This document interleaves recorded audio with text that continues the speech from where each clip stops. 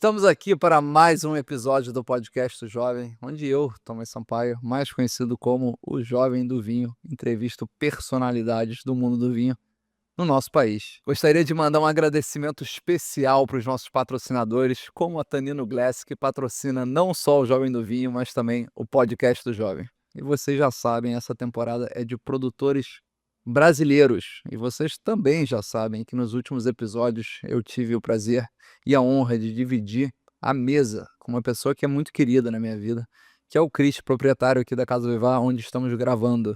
Porém, o Cris não só é proprietário de uma das casas de vinho mais importantes do Brasil, como também há quantos anos? Desde 2020.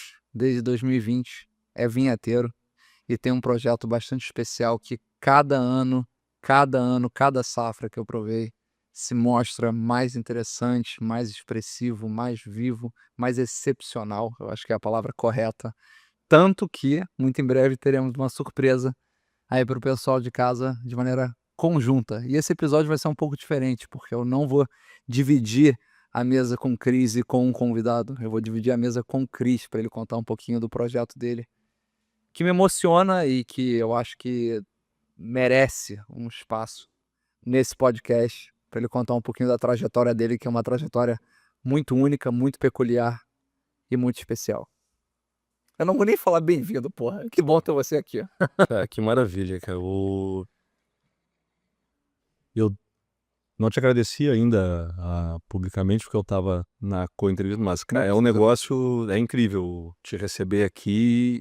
Nós criamos isso aqui para ser um palco justamente para isso, para ser um espaço em que a gente constrói uma cultura diferente do consumo de alimentos, e o vinho, para nós, é o alimento que mais nos encanta, né? E quando eu falar da minha ligação com o vinho, ou da minha decisão de passar a fazer vinho, começa justamente disso. Minha família não tem nenhuma ligação com vinho. A minha também não, a gente vai falar disso. Meu pai não bebia vinho, eu não... Cara, meu avô, que era de origem, era alemão, botava aquele vinho com um pouquinho de açúcar e água para as crianças beber depois, no final de semana, para... Na verdade, aquilo era uma grande sacada para que o pessoal desse uma corrida e deitasse para dormir, né? Desse uma folga para eles ali. Mas isso era o máximo que eu tive. Depois não tinha nenhuma ligação, e isso veio... Uma paixão que começou, acho que como todo mundo começa bebendo um vinho muito simples, um vinho de mesa, um vinho de garrafão nosso aqui. Alguns na época, era um depreciativo a tampinha aquela de rosca de refrigerante, que falava na época. Portanto, era um vinho de mesa. Hoje em dia tem vinhos finos incríveis que são engarrafados com ela. Mas era isso que bebia. Depois disso vai para vinho mais simples de entrada, tudo, e aí toda uma construção. Mas esse caminho todo no vinho, ele me leva para um momento em que me passa algumas que hoje são convicções. Eu digo hoje porque todas as convicções que eu tive na minha vida, elas vão aos poucos mudando. Eu deixo de ser convicto, e eu acho que isso é um mérito para todo mundo, porque se acha que deu, faz o quê? Sim, sim. Então, Conforme o tempo vai passando, a gente vai tendo menos certezas, né? Acho que é isso. Claro, mas assim, ó, tem uma que para mim, cara, nessa caminhada, e foi o vinho que me mostrou isso.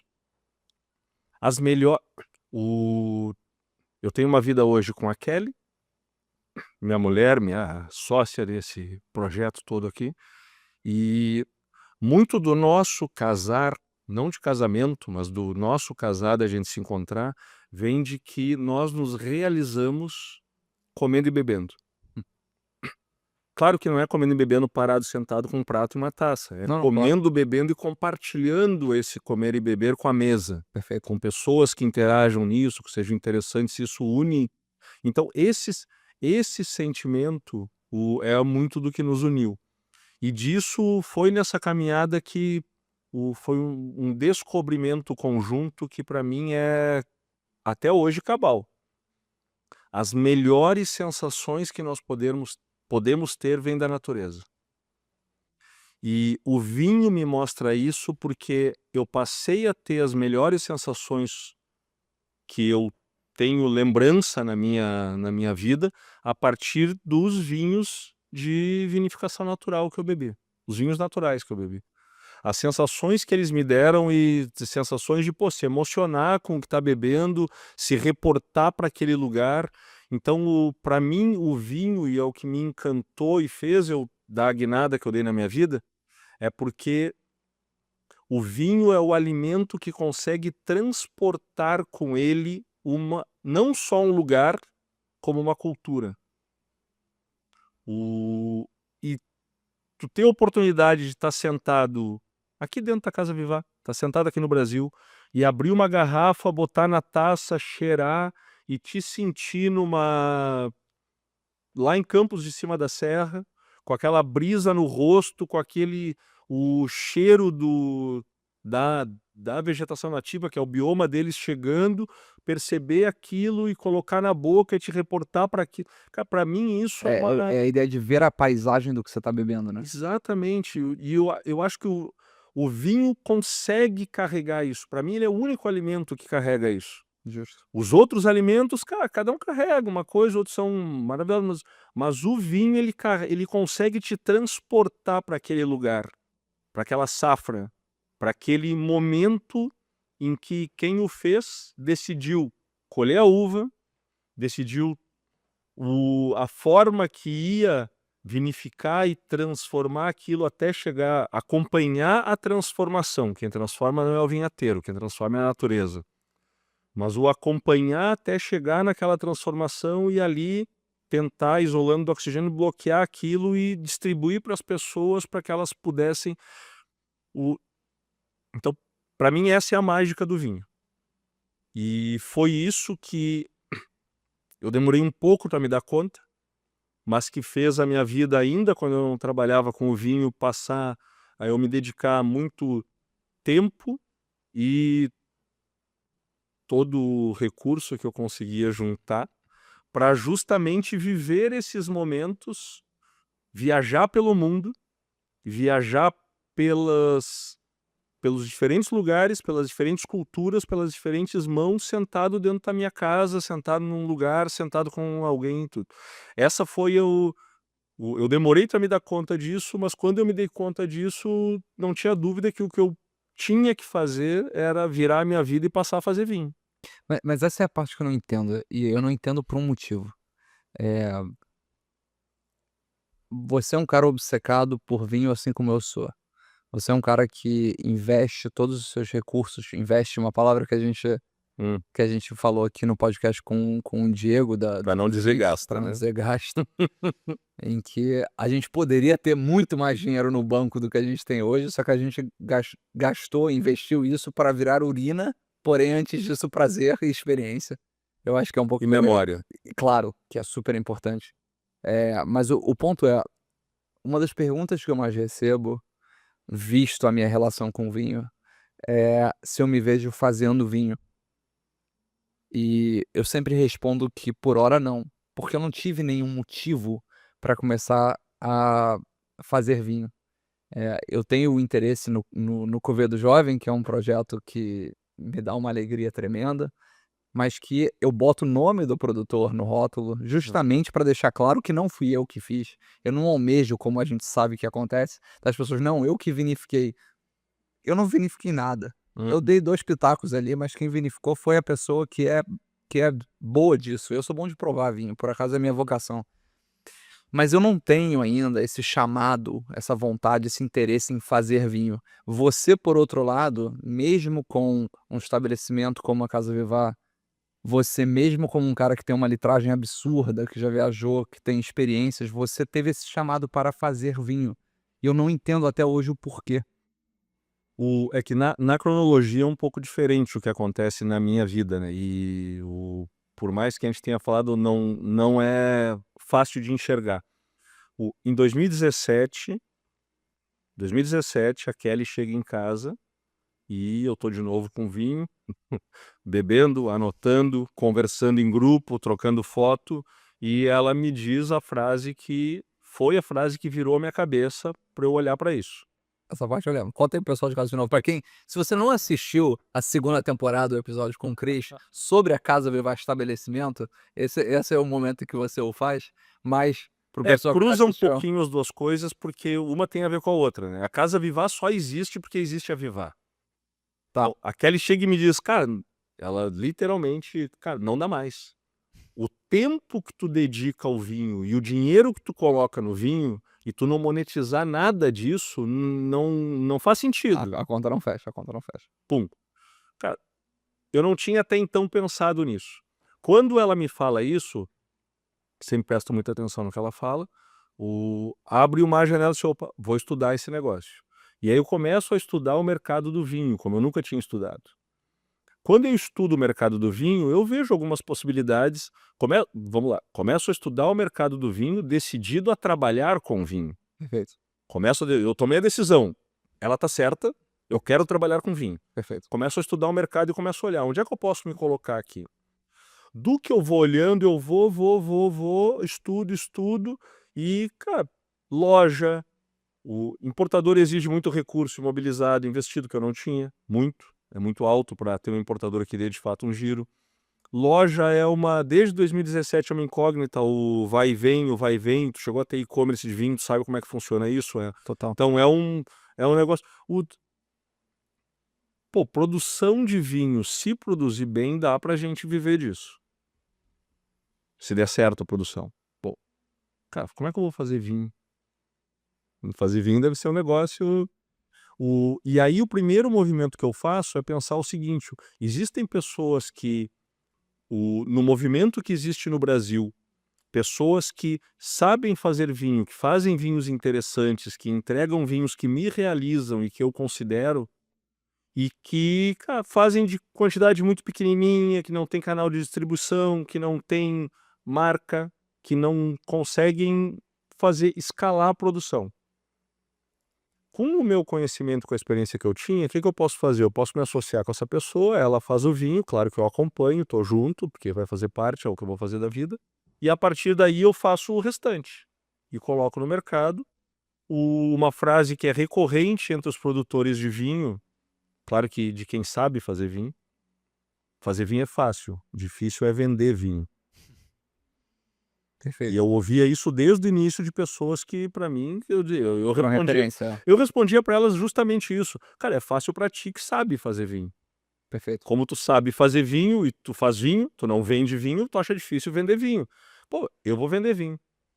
Então eu entro na de fazer vinho e montar um projeto muito mais para que eu tenha a ponta toda e que eu tenha a minha marca e eu venda. Perfeito.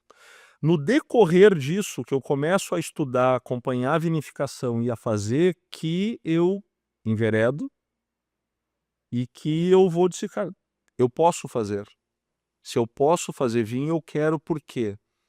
Eu quero montar um negócio que pegue a uva brasileira pura e entregue um vinho autêntico brasileiro para as pessoas provarem. O que isso significa? Eu sei o que isso significa pra mim, mas pro pessoal de casa, quando você diz um vinho autêntico brasileiro, o que você quer dizer com isso? É uma reflexão minha, mas é uma reflexão que teve uma polêmica lá com o cara dos Descorchados e tudo por conta do que falou, o negócio que dá, quem quiser, só um Google acha, porque Procura. mas para mim, assim, ó, a opção que a indústria do vinho no Brasil, os produtores que produzem em escala, que fazem chegar o vinho na casa das pessoas que consomem vinho, que é um nicho pequenininho no Brasil ainda, mas que o vinho que chega nessas casas brasileiro, são dessas empresas, dessas vinícolas. A opção deles é fazer um vinho que tem a uva como ponto de partida, mas tem uma etapa no meio do caminho, que é o seu laboratório, em que eles manipulam esse vinho com aditivos enológicos e entregam um resultado que não é aquele resultado que a uva sem esses aditivos teria entregue. Portanto, este caminho, o movimento do enólogo para fazer o vinho é: qual vinho eu quero colocar no mercado? Eu quero colocar no mercado um vinho com este perfil. A uva chega, eu vou tratar de adicionar produtos aqui, aditivos enológicos, para conduzir ela para que o vinho seja nesse perfil que eu quero entregar. Para mim, isso não é vinho autêntico do que o lugar expressa. Deixa eu fazer um paralelo aqui. porque você falou isso, eu fiquei pensando nisso durante semanas, na última vez que a gente gravou junto. Só que agora a gente tá falando de vinificação mesmo, estou falando de fazer vinho. E eu sempre tento trazer paralelo, comparações. E uma coisa que marcou a minha infância dentro do colégio é que uma coisa que eu fiz ciências, né, de faculdade, então tinha muita matemática, química, etc. Mas eu não acho que eu sou um cara das ciências, acho que eu sou um cara que piso um pouco dos dois lados, assim. Não sou claramente nem das artes, nem das humanas e nem das ciências. Sou um pouco dos dois. Mas uma coisa que eu acho que marcou talvez o ensino fundamental e o médio, todo mundo, era quando você chegava na aula de matemática, que a maioria das pessoas detesta se você não é das exatas. E aí você chegava no resultado, muitas vezes por cola, vamos ser sinceros, sem o cálculo. Sem o cálculo. E aí o professor ou a professora te dava 0, porque você não explicou, como é que você chegou naquele resultado. E quando a gente fala de vinho sem autenticidade, eu pensei nesse troço essa semana. Pra mim é a mesma coisa. Uhum. No primeiro você tem as premissas, você tem as bases, e aí você precisa desenvolver a conta para chegar num resultado. E pode ser que você erre a conta, Uhum. mas você precisa desenvolvê-la. No segundo, você não tem as premissas, mas você tem o resultado. E você que vai criar qualquer uma coisa ali boa para comparação. chegar no resultado que você já sabe antes de fazer a conta, né. E para mim, a diferença entre fazer vinho que você chama de autêntico e vinho que você fala que não é autêntico é essa. É você começar com premissa e potencialmente errar, porém chegar num resultado que é baseado nas premissas, ou você não ter premissa, mas já ter o resultado e dar um jeito de chegar naquele resultado. Exatamente. Para mim é isso. Resumiu a minha o Desculpa Não, interromper, mas é que é um troço que eu pensei eu essa semana. concordo totalmente contigo, que eu disse, o caminho do enólogo, que o enólogo é quem estudou enologia, é quem vai pegar aditivo enológico para colocar no vinho. Perfeito. É esse. O caminho do vinhateiro é fazer o que tu disse, o vinhateiro ele tem o quê? Ele tem princípios, ele vai pegar a uva, ele tem um perfil de vinho que ele quer entregar. Então o trabalho do vinhateiro nesta concepção é conduzir a uva a se transformar em vinho, porque quem vai transformar é a natureza. E nesta condução ir empurrando de um lado ou de outro para aquele perfil que quer chegar. Que é um vinho mais tânico, vai extrair mais. Que é um vinho mais fresco, vai colher um pouco antes, talvez extraia menos. Então são as decisões possíveis para quem faz isso que... Então, isso que eu acredito. Então essa foi a minha decisão. Eu disse, cara, nisso tudo que eu andei, eu disse, parei, eu vou fazer vinho autêntico brasileiro. Vou pegar a uva, tem um conjunto de outras pessoas que estão fazendo isso, eles fazem parte de um movimento que é mundial, no qual eu me insiro, que não existe diálogo, não tem grupo de WhatsApp que organize isso, não tem nada. Deveria ter. Deveria, mas não tem nada. Cada um está no seu quadradinho fazendo justamente isso. Resgatando uma forma de fazer que fundamentalmente respeita o processo natural das coisas. A gente não acelera, o tempo é o tempo da natureza, o respeito é o respeito à natureza, e esse para mim é o respeito aos clientes que eu tenho que compram meu vinho. Perfeito. Eles não têm nenhuma dúvida de que quando eles compram meu vinho, eles estão bebendo uva que fermentou. Perfeito. Ah, tem a minha mão, eu conduzi, Claro, mas é a uva que fermentou. Não tem nenhum receio de beber isso e achar que isso aqui vai dar uma dor de cabeça no outro dia, ou alguma coisa, ou vai ter algum produto. Não tem nada aqui dentro. Perfeito. Tô falando aqui dentro Show. porque aqui não tem como, é vinho da Vivar, né? É venda Vivaia. Não, mas a gente já sabe que é venda Vivaia, a gente não sabe o que é. Mas eu vou trazer um paralelo aqui, depois, na verdade, fazer um apelo. Mas eu vou trazer um paralelo aqui, ó. O meu produtor preferido do Chile é o Alessio. Eu falo isso publicamente. O Alessio é o produtor da Hacienda San Juan. Eu visitei ele em fevereiro. É um dos caras que eu mais admiro no mundo do vinho. Acho que ele é um cara extremamente corajoso. É um cara que tá vinificando num terroir que ninguém vinificou. É um cara que fez coisas que ninguém fez, por exemplo. Regou um pouquinho na primeira safra e depois nunca mais regou. Que pro Chile não é uma coisa que acontece. Não é um cara que tá plantando Pinot Noir delicado. É um cara que imprime vinho natural no rótulo. Que é uma coisa que no Chile ninguém faz porque não vende. Claro. Então é um cara corajoso, é um cara que extremamente, extremamente talentoso. E quando eu fui lá no Chile, ele me ajudou, ele organizou todas as visitas, ele, enfim, me recebeu, me buscou no aeroporto, fez tudo que ele podia fazer para que eu tivesse uma experiência no Chile. Eh, Quando ele vai no Rio, ele fica na minha casa, enfim, a gente tem uma relação muito boa. E quando eu estava lá na vinícola dele, ele chamou, 8 produtores de vinho pra gente passar uma tarde junto provando os vinhos. E ele virou pra mim e falou assim: "Cara, você sabe quantas vezes eu já me reuni com essas pessoas? Nunca. Você foi o motivo pelo qual eu falei para as pessoas virem aqui, porque vinha uma pessoa importante do Brasil que eles gostariam que eu provasse o vinho deles. E ele usou isso de premissa para trazer todo mundo junto, para que um pudesse provar o vinho do outro." Tu chorou. Não, eu não chorei, mas pô. Mais motivo que isso pra chorar. Não, não, mas o ponto não é, o ponto não sou eu, Não, eu tô entendi cagando pra mim. perfeitamente. O ponto não sou eu, o ponto é que várias pessoas que fazem vinho ali num raio perto, um não prova o vinho do outro, Uhum. um não se comunica com o outro. Quando eu fui lá, ele usou isso de base, que bom, pra todo mundo vir almoçar junto, todo mundo levou 4 ou 5 vinhos pra provar junto, eu pude provar 50, 60 Uhum. vinhos, que foi fantástico. Mas todo mundo passou uma tarde junto, ficando amigos, se conhecendo, batendo papo sobre vinificação, batendo papo sobre como cuidar de um vinhedo, sobre dificuldades, sobre mercado, coisas que eu tenho certeza que aquela tarde ali no Chile, cada um, e eu obviamente incluso nessa história, aprenderam coisas, cara, que eles não aprenderiam. Mas por quê? Porque eles não se comunicam. E aí, essa é a história que eu ia contar para fazer o apelo secundário que você falou.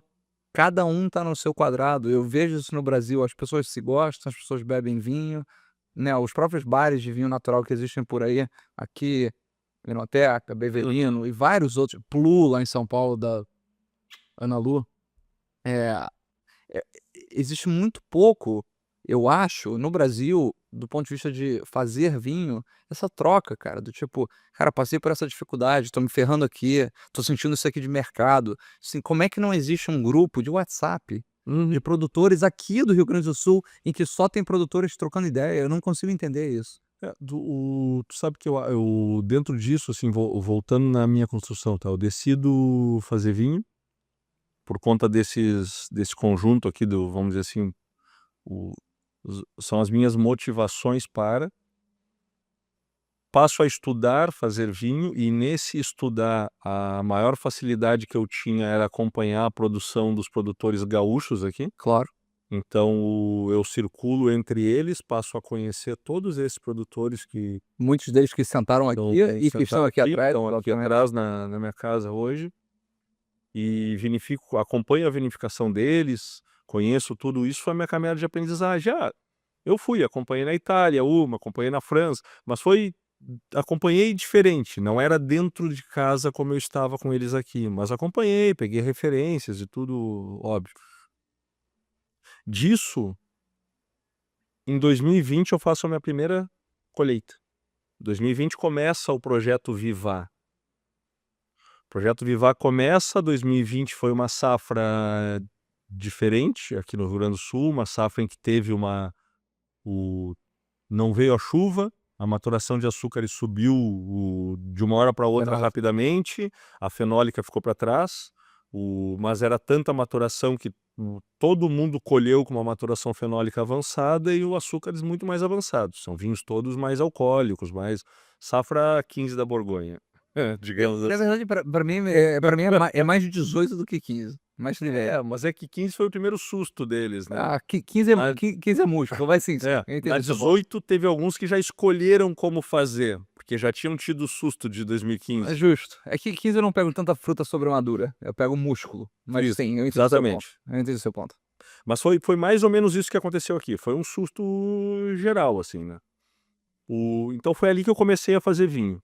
Na sequência disso entra a pandemia do covid. E a vida de quase todo mundo muda, a minha vida enfim, muda completamente. E aí nesse meio tempo, tem de novo uma grande sacada da Kelly, e nós decidimos abrir um bar de vinhos. Abrir esse bar de vinhos em Porto Alegre, com um critério absolutamente claro de só uma curadoria que só coloca ali vinho de vinificação natural, de produtores que buscam fazer vinho natural, o é uma novidade para a cidade, é uma novidade para cá, e enquanto eles tinham referência de enoteca em São Paulo, de Beverinho em São Paulo, na época tinha o Cru no Rio de Janeiro, tinha outros no Brasil, em Porto Alegre não existia nada disso.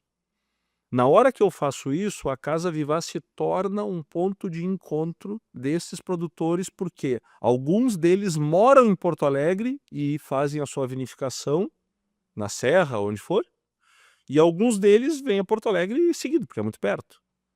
Então nós começamos a formar encontros aqui entre esses produtores que foram riquíssimos. E isso permanece até hoje. A gente, da Casa Vivaz, é um lugar em que está sempre frequentando. Os produtores estão vindo, passam, daqui a pouco tem um de manhã, tem outro, e vão se encontrando. E essa troca acontece de uma maneira por cada um se sentir familiarizado com o lugar, se sentir bem ali e tudo mais. Mas não é algo consciente, o decidido, vamos entre nós trocar as experiências e tratar. Agora tem um grupo que nós montamos, que é o Grupo Pinot Noir RS. Sente Que esse grupo. é bem recente, é o pessoal que está fazendo Pinot Noir com um nível de qualidade bacana, sem nenhum aditivo enológico, portanto vinhos de mínima intervenção, vinhos naturais. E nós estamos tateando ali dentro essa troca, vamos ver como é que vai funcionar. Mas enfim, essa foi a nossa caminhada. Quando chega ali em 2020, eu tinha, e eu acho que é um assunto novo para a gente abrir, mas que é interessante apresentar, não existe no Brasil uma oferta de uva natural. Uva natural, a que eu falo, é uma uva que seja cultivada, um pomar de uvas, porque uva é fruta, né? Um lugar em que as vinhas estão plantadas que não se adicione agrotóxicos. Eu ia te perguntar Pra disso. Eu quero que você desenvolva isso, inclusive a gente falou disso antes do episódio. Você é um cara que traz uma perspectiva sobre a realidade de fazer vinho do Brasil, porque você não foi um cara que se mudou pra serra, você não foi um cara que comprou vinhedo, assim, quando decidiu fazer vinho lá em 2020. Pelo contrário, você é o cara que é dono de um estabelecimento que a gente acabou de pontuar aqui, que tem a importância que tem e que também decidiu fazer vinho. Então eu acho que você, melhor do que ninguém, passou por todas as dificuldades que englobam fazer vinho, realmente, de maneira crua. E eu aprendi muito com você, inclusive quando eu vim a última vez aqui em Porto Alegre antes do desastre, das enchentes, e a gente foi lá no dia da colheita do Merlot, e a gente passou 2 horas conversando no carro até chegar lá, e você abriu minha cabeça de uma maneira impressionante sobre a realidade de você fazer vinho em tudo que isso engloba, desde o momento de plantar uva, até de comprar uva, até de vinificar. Eu vi lá a vinificação, como é que funciona, eu vi várias limitações que acontecem. Então, assim, entrando nesse assunto que você acabou de trazer, eh, por que você diz que tem essa dificuldade de ter uva natural aqui no Brasil? Se você puder desenvolver isso pra galera. Cara, eu diria que tem 2 respostas para isso. A primeira resposta para isso, porque é difícil. Porque o Brasil, em especial, os lugares em que se escolheu implantar a maior parte dos vinhedos que existem no Rio Grande do Sul, não são necessariamente os lugares mais adequados para. Por quê? O Rio Grande do Sul foi colonizado, como o Brasil todo, por imigrantes. Esses imigrantes chegaram, foram delegadas para eles os seus espaços de terra, para eles ocuparem, plantarem as colônias. Eles foram para lá, aqueles que tinham na sua trajetória fazer vinho na família, plantaram uva. Não tem nenhuma base de estudo que ali era bom para plantar uva. Perfeito. Então, o que nós temos de ocupação territorial de vinhedo no Rio Grande do Sul, mais antigo, é decorrente única e exclusivamente da nossa cultura. Não tem nada a ver com entender que o solo é bacana e que vai dar uma uva bacana. Esse é o primeiro passo, né? Tem uma segunda ocupação de solos que aí parte de um estudo, mas é um estudo, cara, muito preliminar, que aí cresce na Serra do Sudeste a uva, cresce em campos de cima da serra e num outro momento na campanha. Aí já tem um pouco mais de lógica, já são regiões que, do ponto de vista do que a gente conhece da bibliografia, do cultivo de videiras, se dão melhor. Mas essas foram as decisões até então. Então, o primeiro problema de ter uva natural. O lugar em que partiu o vinho no Rio Grande do Sul, as vinhas, que é a nossa serra, é um lugar que chove demais, e não só chove demais, mas o solo não drena, então ele está sempre úmido. Porque não é um problema chover, se escorrer. Chover é quase necessário, né? Não, tem que chover. É. Mas o problema é que chove e fica.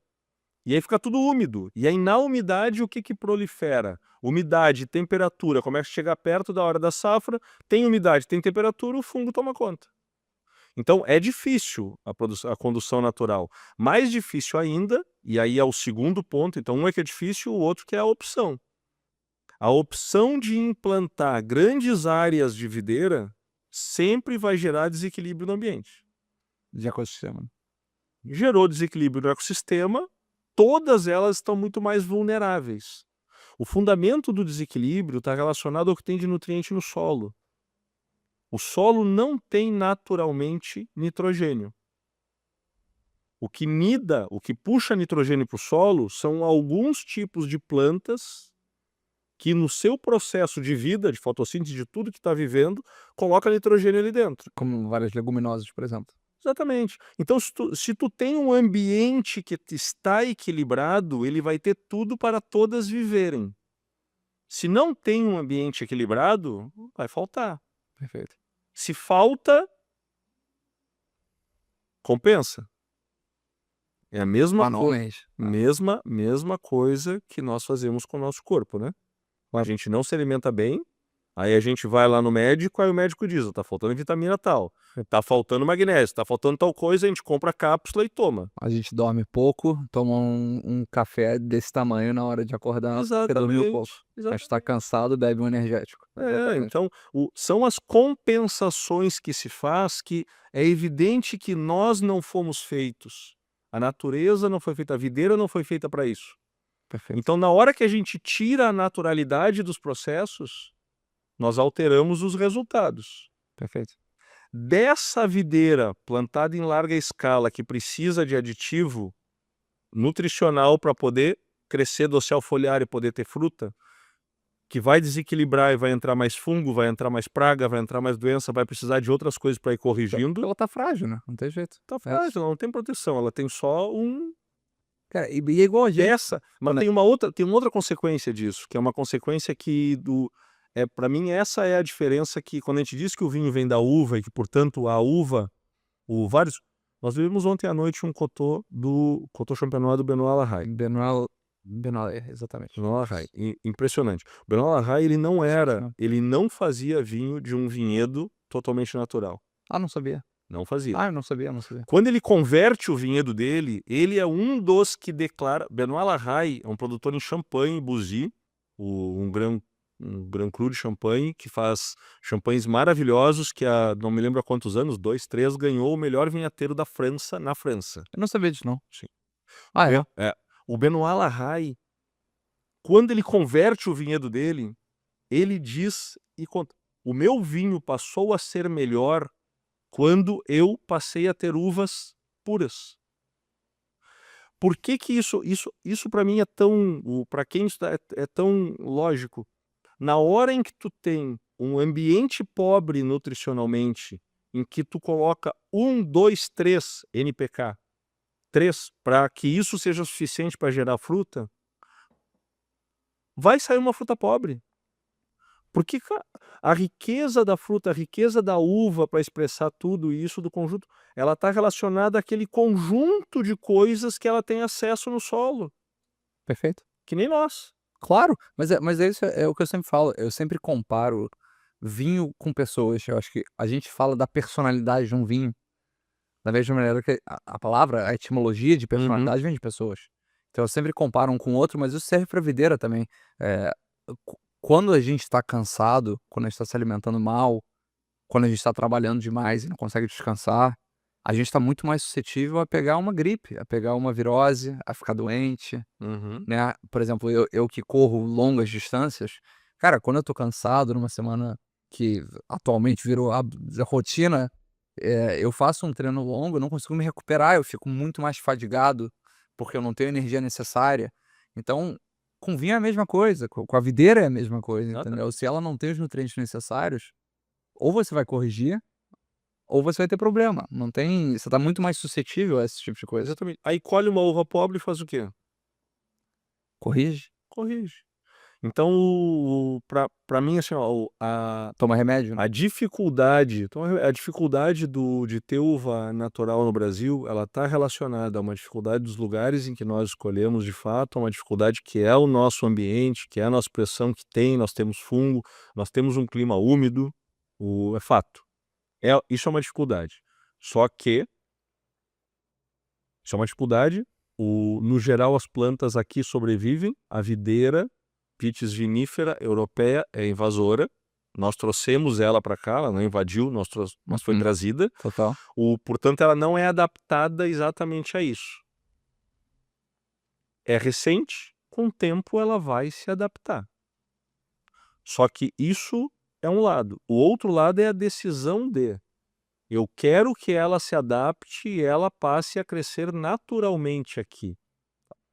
E aí eu vou conduzir ela para que é evidente que eu não vou colher a quantidade que se eu aplicar um monte de coisa. Evidente que eu não vou colher talvez tão rápido, vou precisar em vez de 3, 4 safras para começar a ter safra comercial, talvez 6, 7, 8. Então, claro que tem consequências todas as decisões, só que a consequência final da decisão é uma uva natural, uma uva sem produto, ela vai ter muito mais coisas nela para que nessa transformação dela no vinho, o vinho seja algo muito superior ao que era antes. E eu citei o Bernard Larraín porque é isso que ele diz. Total. Ele fazia um vinho antes com a uva dele que tinha tratamento. Com a uva natural, o vinho dele é outro. E ele faz igual, é o mesmo vinho. É a mesma vinificação, É a mesma não é vinificação. o mesmo vinho. Exatamente, é a mesma vinificação, perfeito. É isso. É a mesma vinificação. O que mudou foi a A matéria-prima dele. matéria-prima. Que é uma coisa que eu já falei aqui e que eu já falei publicamente, que é ingredientes bons podem fazer pratos ruins, mas ingredientes ruins nunca farão pratos bons. Exatamente. A ideia é a mesma. Então, assim, ó, tem dificuldade de comprar uva sim no Brasil. Minha decisão, que é a decisão de boa parte desses que estão nesse movimento comigo, que estão fazendo isso também. Eu entrei um pouquinho depois, tem outros que foram chegando, enfim. Pega a uva que tem e começa a fazer vinho. O fundamento disso é, não tem a uva exata que a gente quer, eu quero ter o meu vinhedo, comprei minha área, já tenho estudo, já tenho um projeto, vou implantar em breve o meu vinhedo. Mas peraí, por que não tem a uva exata que você quer? Não tem pela decisão de quem hoje produz uva de ir pelo caminho mais fácil, Mais seguro, não? bem mais seguro, Beleza. para o seu momento, Perfeito. porque ele não dura. Dura a sua geração e mais meia, Durou ou até mais agora. uma, Perfeito, perfeito, perfeito. entende? Não, Sim. mas durou até agora, mas esse modelo começou nos anos 50. Ah, tá. É que essa bagagem histórica eu não tenho, então A Revolução Verde, que já foi é mencionado, o momento, né. é o momento em que muda a lógica de tu produzir e da produção num ambiente estável. Tu desmata, tu tira e tu faz a monocultura. A decisão pela monocultura é uma decisão, é um modelo da Revolução Verde, que começa nos anos 50, após a Segunda Guerra. Perfeito. Então, ele perdura? Ele não perdura. Boa parte das áreas em que se implantou a monocultura extensiva, hoje, começam a ter que ter a solução que é o manejo rotativo. Planta alguns anos, fica vários anos sem plantar, coloca outra cultura para restabelecer, regenerar. Então, assim, ó, não, o momento perdura. Então, quem olha só para o seu momento, para a sua vida, pode decidir fazer aquilo e achar que é muito mais seguro, muito mais fácil, muito mais bacana. Só que quem faz uva pode pensar dessa maneira, mas quem faz vinho não pensa para sua vida, né? Não, evidente. Quem faz. Não, e também assim, ó, mesmo quem faz uva tem que pensar em sobreviver. E aí, Claro. na insegurança de, pô, e se eu perder a colheita? E se eu fizer e entrou um fungo aqui e terminou com tudo, como é que eu fico no próximo ano? Perfeito. Não tem essa que, um ano não deu, no outro vai dar. Pô, um ano não deu, como é que eu chego até o outro? Então, isso vale para o produtor de uva. E para o produtor de vinho tem um peso a mais isso porque, e para mim é o que pesa muito, eu digo, brinco, pessoal com muito carinho me dizem, não, tu não é velho. Cara, eu comecei a fazer vinho velho. Eu vou fazer 50 anos no ano que vem. Quantas safras eu tenho para fazer vinho? Cara, eu não te dou um dia depois de 49, cara. Não, mas olha, quantas safras eu tenho para fazer vinho, entende? O fazer vinho não é que nem fazer cerveja, que se eu quiser fazer cerveja 30 vezes no mês eu consigo fazer. Total. Se eu quiser fazer várias coisas que eu quiser fazer eu consigo. Vinho não consegue. Vinho eu vou fazer uma vez por ano. Bom, se eu tiver recursos ilimitados, eu posso fazer 2, talvez 3 vezes no ano, porque eu posso me deslocar para outro hemisfério, posso colher um pouco antes num lugar, no outro, mas, cara, nós não temos. Então não é algo plausível. Eu vou fazer vinho uma vez por ano. Então, cara, até eu fazer uma vez, testar e ver que aquilo ali, pô, não ficou legal, vou fazer a próxima. Eu ainda não vou saber que aquilo ali não ficou legal. Porque eu fiz em janeiro, fevereiro, março, e eu vou colher de novo janeiro, fevereiro, março. Eu não tenho exatamente o resultado desse que eu fiz. Então, o resultado exato desse que eu fiz para minha análise, para poder mudar a vinificação, mudar tudo, é 2 anos para frente. Então, cara, o meu teste, ele é, na verdade, a cada 2 anos. Então, cara, imagina como é... Olha o conjunto de variáveis que tem. Então eu vou lá, eu tento comprar uma uva totalmente natural, não tenho acesso porque tem todas essas dificuldades, não dá para criticar os produtores, eles têm que tocar a vida deles, se não é o que eles acreditam. Sinceramente, se eles não vão fazer vinho, vão fazer quantidade de uva e vão vender para quem está no mercado comprando. Então, disso vem a consequência minha, que é, eu vou comprar uva para ir aprendendo a fazer vinho, e eu vou implantar o meu vinhedo para que eu tenha a uva como eu quero para fazer o vinho que eu quero fazer. É o caminho que eu achei. Se eu conseguir achar parceiros, quem estiver vendo, se quiserem fazer vinho assim e tudo dialogar, cara, eu preferia muito mais não ter o vinhedo, mas ter uvas com a qualidade do que a natureza tem para entregar. Fui lá, combinei com o cara que vai comprar a uva dele. Ele não tem controle exatamente do quanto vai dar de uva. Então ele vai vendendo escalado, porque ele tem que vender toda a produção dele. Você não tá dando um exemplo hipotético, não. Você tá falando Tô falando da minha vida, que é a vida de quem tá fazendo isso como eu tô fazendo. E aí o cara vendeu lá para mim 3.000 quilos de uva. E vendeu pra ti Você combinou que você vai comprar 3.000 quilos de uva. Combinei. Tá. Tu combinou que ia comprar 5. O Perfeito. outro combinou 10, o outro combinou 20. Chegou na hora, aconteceu alguma coisa e em vez dele ter a soma toda, ele tem menos. Eu chego lá com o caminhão que eu aluguei, refrigerado, Pagou por isso. porque para botar 3.000 quilos dentro, eu podia ter pego um caminhão de 2.000 quilos, Uma boa. peguei um de 3.000. Então, um caminhão grande refrigerado, por quê? Porque para transportar a uva e preservar a qualidade dela, eu vou botar ela no frio e vou levar ela até onde eu vou vinificar. Da mesma maneira que os importadores mais sérios trazem a uva, trazem o vinho dos seus respectivos países em contêiner refrigerado para preservar o vinho. Exatamente. Mesma coisa. A temperatura, ela faz tudo agir menos. Perfeito. Então, baixa a temperatura. Fiz isso. Cheguei lá, aqueles 3.000 quilos que ele ia me entregar, ele me entrega 1.000. Eu tô dentro de uma cantina que não é minha, que eu aluguei, em que tem alguns tanques. Você arrendou, né? Arrendei a cantina. Aí tem alguns tanques ali que eu tenho lá para fazer. Bom, para 3.000 eu tenho um fermentador de 3.000 quilos, vou fermentar ali dentro, vou tirar dali, isso vai dar 1.500 a 2.000 litros, dependendo de como tiver o ano, como for, mas vamos lá, eu tenho o tanque de 1.500, tenho outro, ok. Então tá tudo combinado aqui. Eu pego essa, trago para cá, tenho o fermentador, tem os tanques que eu vou colocar ela vai passar o ano nesses tanques. Para colher, eu tenho como eu acredito nas influências todas que a Terra sofre, e portanto eu sigo o calendário biodinâmico e as práticas biodinâmicas que eu não posso aplicar no vinhedo porque não é meu, mas busco na colheita e dentro da cantina aplicar, eu tenho dias que eu vou colher. Só que tem umas grandes que estão colhendo lá daquele vinhedo também, que vão comprar quantidade. E eles escolheram colher no dia que eu queria. E o cara diz, não, tu colhe amanhã. Eu disse, cara, amanhã eu não vou colher. Amanhã é um dia folha, no dia folha eu não colho fruta, porque eu sei que a fruta vai estar mais pobre do que ela pode estar num dia flor ou num dia fruta. Tu acha que sou eu que escolho o dia que eu vou colher? Se você tá comprando uva e você é o cliente que compra N e o outro cliente compra 10 N... É óbvia a resposta, né?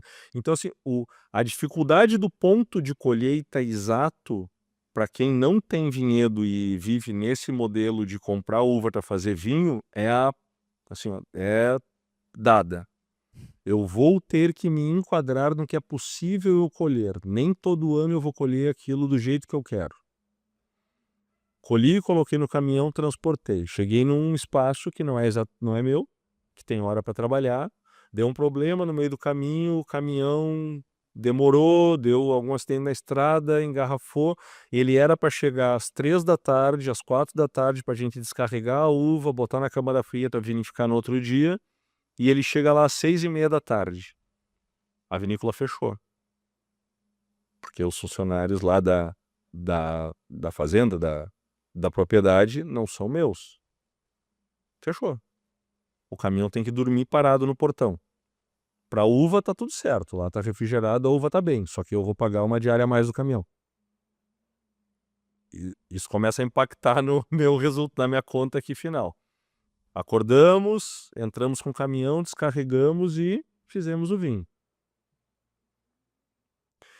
Esse conjunto de dificuldades me leva, por exemplo, a não ter feito até hoje espumante, que é algo que eu adoro, só que eu preciso ter um nível de controle de liberdade de processo de produção para fazer espumante que eu quero, que tendo horários para eu acessar eu não consigo ter. Não fiz em laranja também por conta disso, brancos de maceração, porque também é um processo que tem que ter um pouco mais de mão, né? É que na verdade não sou só eu que vou poder escolher exatamente o ponto em que eu vou ter que mexer com o vinho. Perfeito, mas é isso mesmo.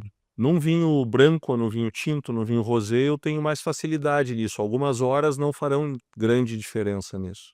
Perfeito. Então, mas essas são as dificuldades que a gente passa. Então, Mas e tem outra coisa pensei. também que você não mencionou, por exemplo, que foi uma coisa que eu já vivi, inclusive a gente já falou sobre isso, ou viveu isso, que é a parte da colheita mesmo, porque o momento da colheita é um momento super importante, foi o que você falou, Olha. além do dia que a gente mencionou, é assim, se os funcionários são seus, você fala assim, ó, amanhã, 4:30 da manhã, tá todo mundo aqui colhendo. E se os funcionários não são seus e você depende da mão de obra de um outro lugar, você chega na vinícola às 8:30 e estão começando a colher, e você fala, pô, a gente não tinha combinado às 6, mas são 8:30, a gente tá colhendo agora, e aí você faz o quê? Não, e penso assim, também é o ato de colher, porque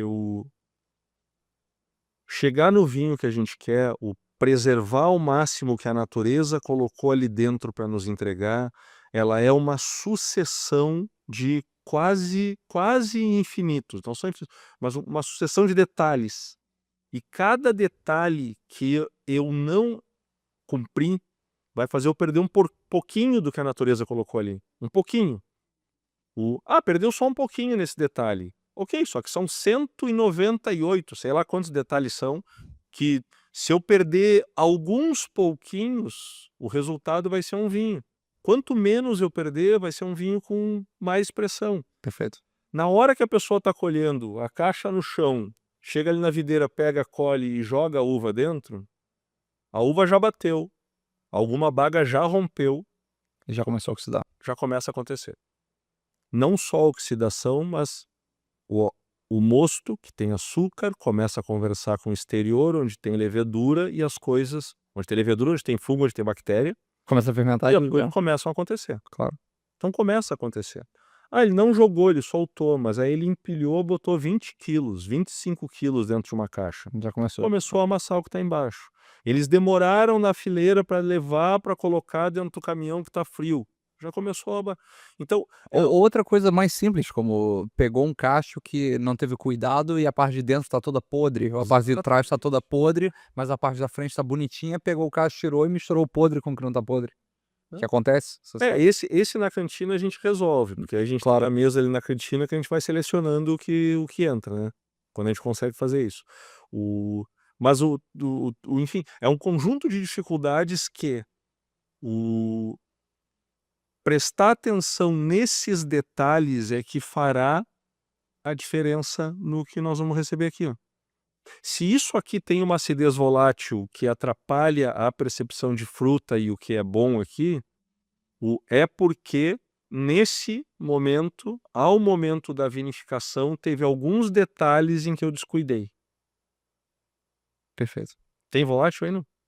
Que atrapalha? Tem volátil, mas tem que Não. atrapalha? Tem volátil. Não, tem volátil, tem que ter volátil. Não. Tem o sem volátil, é sempre sem graça. Não, tem volátil. Mas vamos lá, é um volátil super Não. controlado. Não é um volátil que eu descreveria nas minhas notas. Possui acidez volátil razoavelmente alta, mas não é uma volátil para mim que é uma coisa que causa, tipo, o vinho é só volátil. É volátil nas alturas, como às vezes eu já descrevi. Não é o caso. Pelo contrário. Não é o caso mesmo, assim. Mas Sim, não, enfim, independente desse aqui, o que eu digo é que eu não vim. O resultado, eu citei a volátil como uma. O brete vai ser outra, um conjunto de outras coisas. Mais fruta, mais expressão disso, mais daquilo, tem a ver com esse conjunto de detalhes que a gente cumpre ou não cumpre. perfeito.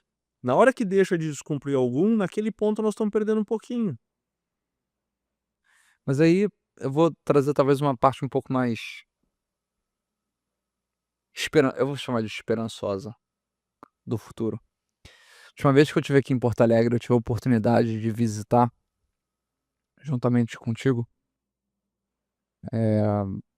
um outro projeto que está sendo a residência de, salvo engano, 2 vinhos seus que serão lançados no futuro próximo.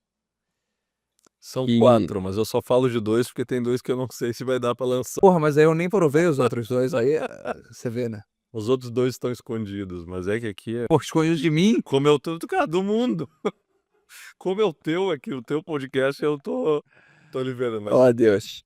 Mas eu provei 2 vinhos num lugar que eu descrevi, inclusive teremos um episódio, se é que já não tivemos, porque a gente não sabe a ordem dos episódios.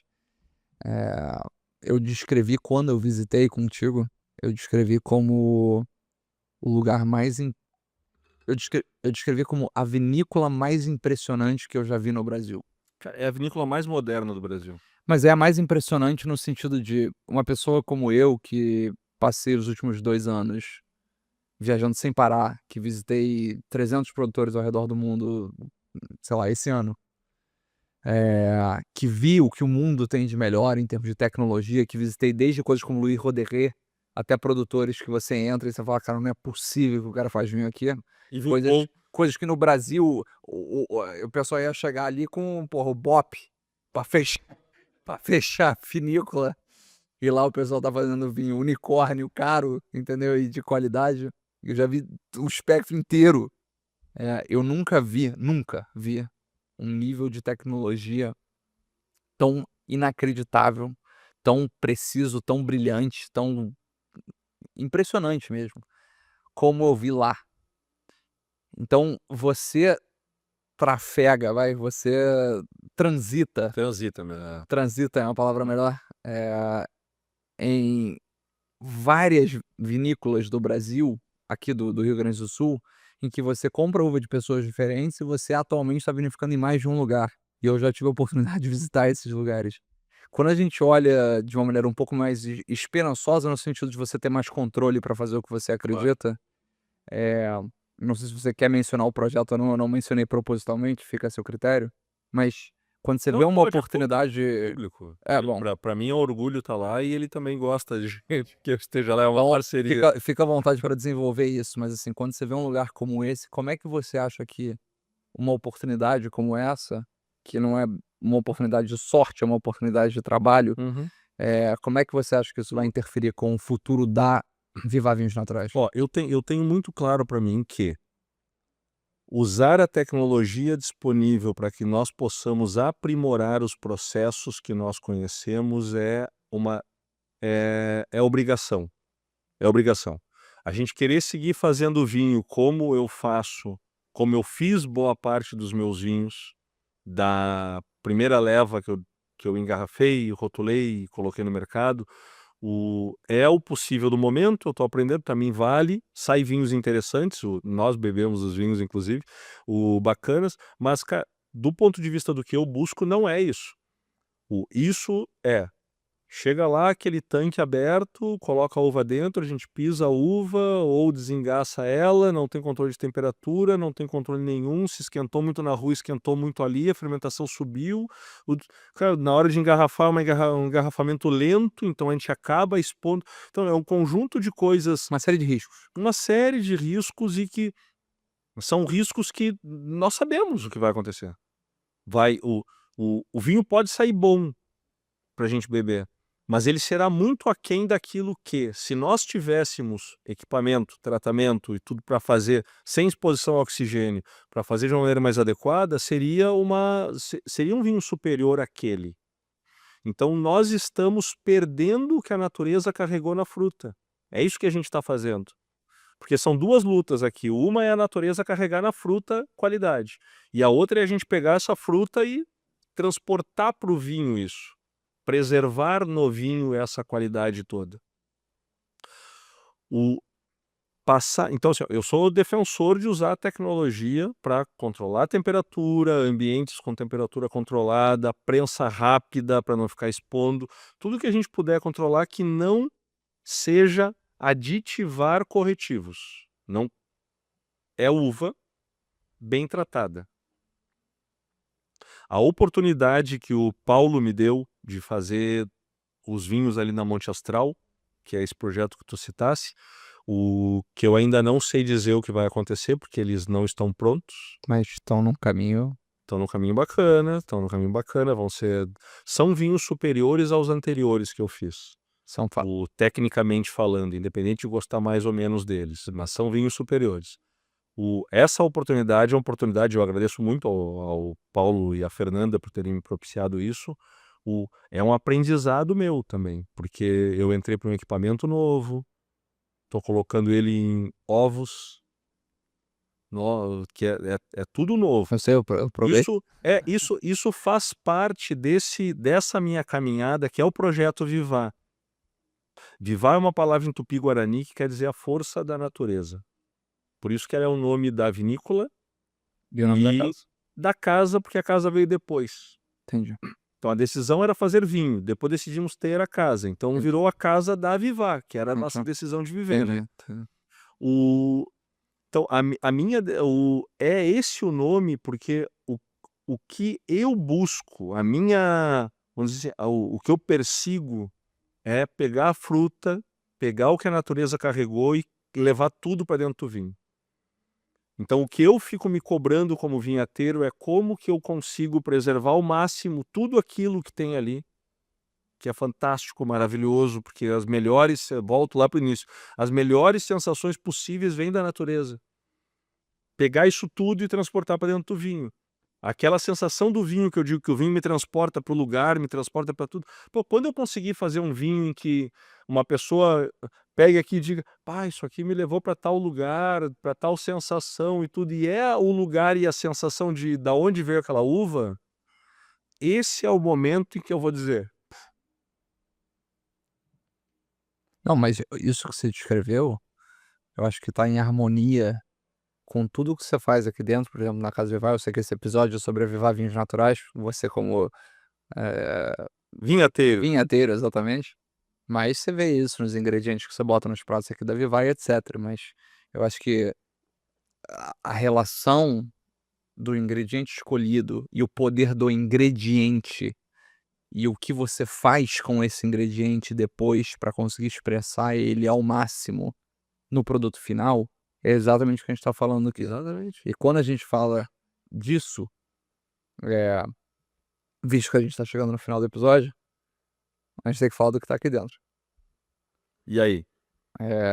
Cara, eu vou te falar, cara, que pra mim, provar seus vinhos é uma coisa muito complexa, cara, porque eu vou arriscar dizer que poucas pessoas provaram o seu vinho mais do que eu. Eu não só provei todos os seus vinhos, como eu já provei todos os seus vinhos muitas e muitas e muitas vezes. Várias vezes. O que as pessoas poderiam achar que significa que fica mais fácil, mas não fica. Não fica por 2 motivos. O primeiro é porque o seu vinho não é igual todo dia, que é uma coisa que a gente já mencionou aqui em vários episódios. O seu vinho muda muito ao longo dos dias. Ele é um vinho extremamente volátil, não volátil de acidez, mas volátil de Uhum. o que ele entrega e as sensações que ele entrega. E isso pra mim é um desafio muito grande de conseguir identificar. E o segundo motivo é porque é óbvio que provando os seus vinhos, que eu já provei tantas vezes, é garantido que eu já provei esse vinho várias vezes, e isso agrega um quê a mais é quase responsabilidade, não é? Sabe que aqui tem uma necessária defesa para. Tem um defeito claro em produção que se deu dos produtores que começaram a fazer vinho natural no Brasil e tudo mais, e até alguns de fora também, que é a variação de garrafa. Tá. Variação de garrafa é um problema, Tá. porque tu bota o vinho na garrafa e tu bota o vinho para vender. A pessoa vai comprar o vinho. A pessoa provou o vinho numa taça, gostou e disse, pô, esse eu quero lá em casa, vou comprar uma caixa. Levou a caixa. Chega lá e abre a garrafa, não é aquilo que ele tinha provado antes. Perfeito. Isso é um problema. Não, mas isso é uma coisa que acontece no mundo, tá? É que as pessoas não têm essa experiência. Acontece no mundo. Eu que visito Só o que- produtor, provo vinho do Exato. tanque, da barrica. Exato. A gente fez uma prova de barrica hoje. Eu passo o ano inteiro visitando o produtor, provando vinho da barrica, provando vinho de tanque, provando vinho que não foi engarrafado ainda, e faço ali minhas anotações. E escrevo: prova de barrica, prova de tanque, blá blá blá blá. Aí o vinho é engarrafado, aí o vinho é exportado para o Brasil. Eu não tô nem falando dos vinhos produzidos aqui, hein? Sim. É exportado para o Brasil, aí eu provo o vinho aqui de novo, aí eu não leio meus comentários antigos, escrevo os comentários novos, comparo um com o outro e falo, cara, não é possível que é o mesmo vinho. Mas é. E todo mundo que prova vinho sério já falou sobre isso. Por isso a decorrência do que eu vou dizer, cara. Pode até atestar contra mim aqui, para quem quiser comprar mais volume de vinho, mas não quer diferença, quer abrir sempre a mesma coisa, Coca-Cola. Coca-Cola. Big Mac, no mundo. Coca-Cola, Big Mac. Doritos. Poderíamos citar algumas marcas de vinho, alguns rótulos de vinho, não tem chance de ser diferente. Agora, quer ter expressão do que a natureza entrega e saber que isso pode um pouco variar por conta da gente, por conta do dia. Eu sei que esse vinho aqui é um vinho que eu engarrafei, eu gosto muito dele. Ele é um É vinho, blend ou varietal? ele é um vinho Blend ou varietal? e ele é um vinho. Ele é um vinho que eu gosto muito e que assim, ó, eu sei que ele não tem variação de garrafa. A variação que se dá é pelo momento que nós estamos e pelo momento que a gente abre a garrafa. As garrafas são, se abrir 5 garrafas iguais aqui, 5 garrafas dele aqui, as 5 estarão iguais. Tá. Hoje. Tudo contigo. Não vai falar se é blend ou varietal? Eu gosto desse vinho. Eu também. Não, tu quer mesmo saber? É um corte. É um corte, tá. Eu acho que isso é... Eu acho que esse é o mesmo vinho que você levou no episódio anterior. Isso acho que é Chenin Blanc Traminer.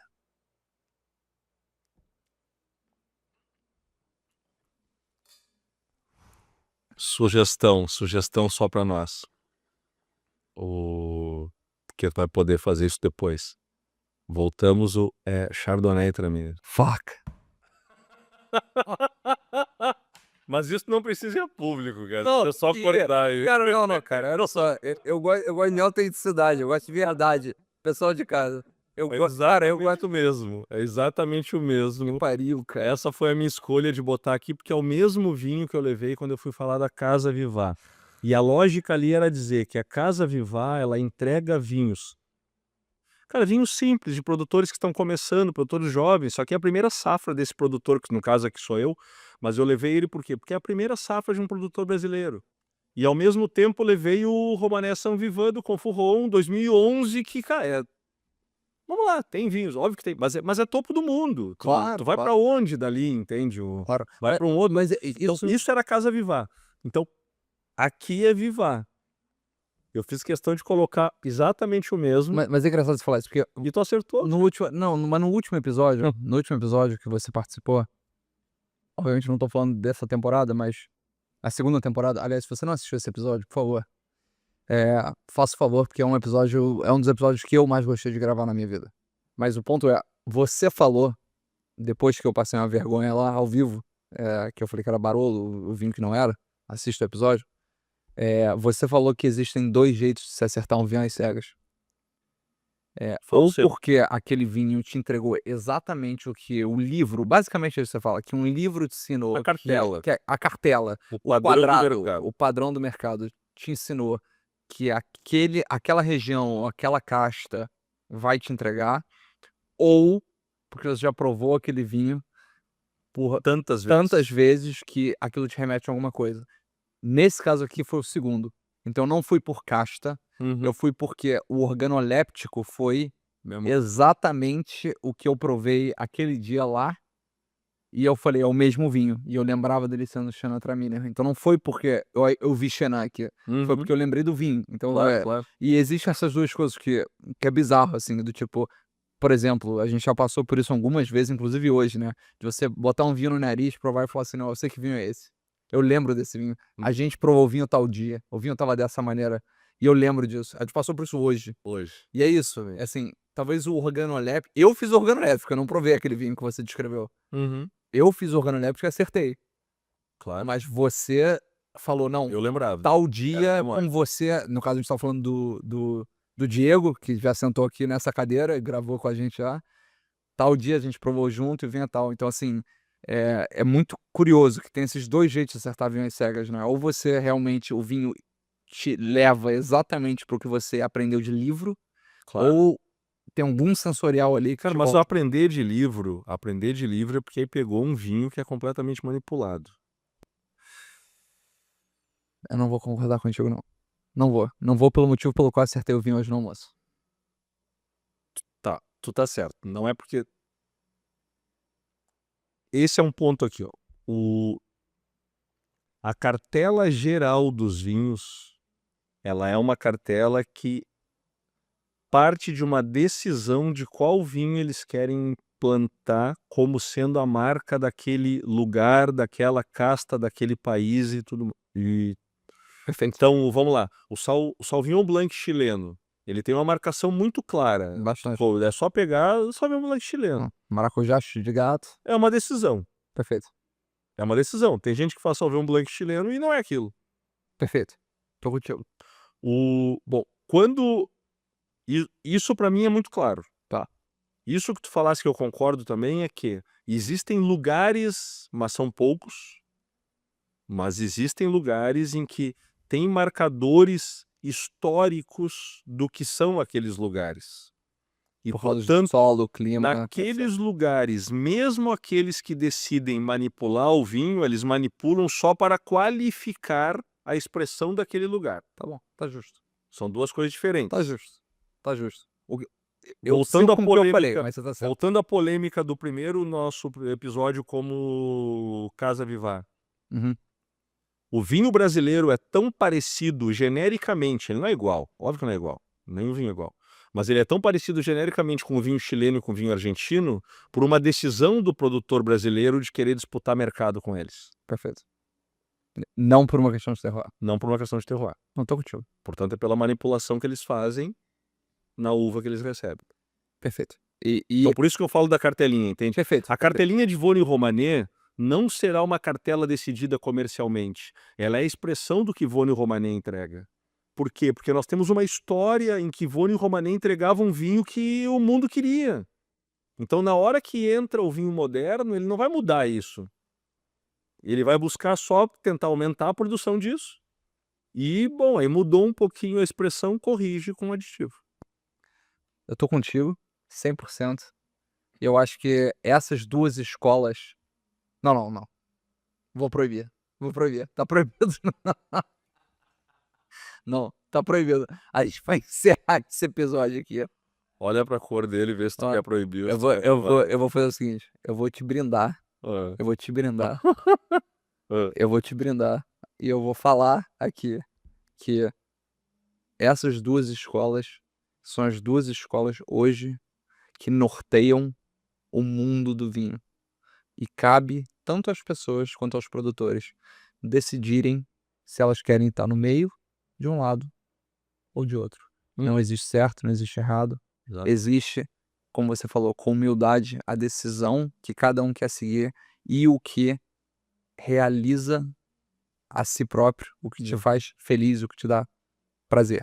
Eu acho que quando você decidiu fazer vinho, quando você decidiu abrir a Casa Vivar, você, sem a menor dúvida, como uma pessoa que te conhece muito bem, buscou, porque ninguém faz vinho sem buscar entregar prazer a outra pessoa. Ninguém abre um estabelecimento sem querer servir, porque isso vem de hospitalidade, que a etimologia de hospitalidade vem de hospital, que é onde você vai para ser cuidado. Claro. Não tem como você ter um sem o outro. E o carinho que você recebe as pessoas aqui na Vivar, e mais do que isso, o carinho que você consegue, não é nem entregar, é promover através dos seus vinhos, é palpável. E isso eu acho que para mim é onde está a questão. Se você quer ver o que você está produzindo como mais um produto, ou se você quer ver o que você está produzindo como uma coisa que reflete as suas crenças, que é o que eu tento fazer aqui, comunicando vinho para as pessoas e aproximando o vinho das pessoas. Fazendo que a pessoa seja melhor, né? Por que a gente sempre termina os episódios dessa maneira, cara? Bom, Você descreveu a última vez como melação de cueca, cara. eu falei isso, é verdade. Eu vou te brindar e a gente vai encerrar esse episódio dessa Tá, maneira. depois do episódio tu prova, Não, é óbvio. vai ficar a deixa pra depois, então, tu dizer o que era isso aqui. Beijo pra vocês. Obrigado, cara.